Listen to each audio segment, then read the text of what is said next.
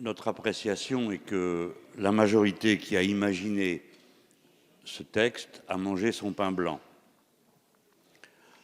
Vous aviez à répondre 2 signaux à donner. Le premier était un signal de type économique. À certains milieux, c'était l'abrogation du Code du travail. C'était incontestablement un signal libéral. Vous voici rendu à nationaliser STX, c'est-à-dire le signal exactement inverse. Ici, vous avez voulu répondre à une question qui se pose vraiment. Là, nous la partageons. Il y a une crise politique terrible qui travaille notre pays, dont n'est pas responsable l'actuelle majorité ni l'actuel président.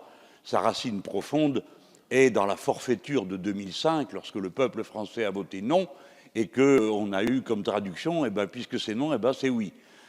Forfaiture qui a recommencé quelques années après, lorsqu'on devait renégocier le traité, qui ensuite n'a pas été du tout négocié par le président Hollande. Si bien que depuis cette date, notre démocratie va totalement perturbée, totalement faussée, parce qu'à 2 reprises, la volonté profonde du peuple a été trompée.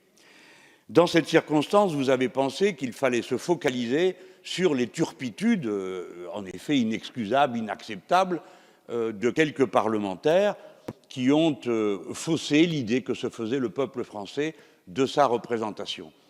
Personne ne peut dire que le problème n'existe pas. Mais la crise politique ne se résume pas à ça. Et en le résumant à ça, on donne l'impression de ne pas s'intéresser au fond de ce qui se passe, c'est-à-dire à la véritable cause commune qui est le poids de l'argent. Et le poids de l'argent défigurant la décision publique, défigurant la morale à laquelle les Français de toutes conditions et de toutes opinions se rattachent et aux vertus auxquelles ils croient. En ce moment même, l'épisode Pénicaud vient réduire à néant, les efforts que vous avez voulu faire et les signaux que vous avez voulu. Mais oui, vous n'y êtes pour rien, mais c'est comme ça. Les gens se disent, ça continue. Ça continue, c'est toujours l'argent qui a le dernier mot, et ceux-là même qui demandent des efforts sont ceux qui semblent le moins s'y astreindre eux-mêmes. Par conséquent, la crise politique n'est pas terminée. La vague dégagiste va continuer à travailler en profondeur notre peuple. Nous avons dit qu'à notre avis, il fallait déporter le débat et l'amener là où se trouve la solution. Les Français ne vous demandent pas de reprendre confiance. Les Français veulent que la politique serve à quelque chose.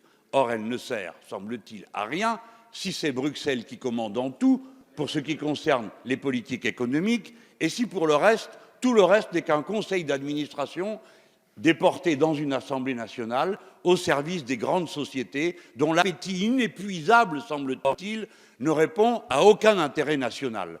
Je vous demande en un mot d'y réfléchir. Voyez comment il se fait que le président de la République est obligé d'intervenir pour nationaliser un chantier naval dont en effet nous avons besoin pour d'innombrables raisons, alors que les mêmes capitalistes que nous avons arrosés pendant des mois, notamment avec le CICE, sont incapables de trouver la petite somme de 80 millions dont il a été dit, je l'ai lu dans la presse, qu'elle était l'équivalent d'un trait, l'épaisseur d'un trait sur la ligne des comptes publics. C'est-à-dire rien du tout. Donc, ils n'ont même pas de quoi prendre le risque d'acheter un chantier naval qui a 10 ans de carnet de commandes rempli. C'est donc cette classe parasite qui accable la République.